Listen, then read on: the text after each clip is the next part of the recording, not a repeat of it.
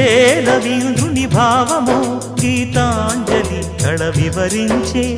ఎండ తాకని పండు వెన్నెల గగనములికెన కన్నుల ఎంకి పాటల రాగమే గోదారి అలలపై నిదురించే మూగబోయిన రాగమాలిక ముసిరె నిపుడు నా గొంతున సంగీతమా నీ నింగిలో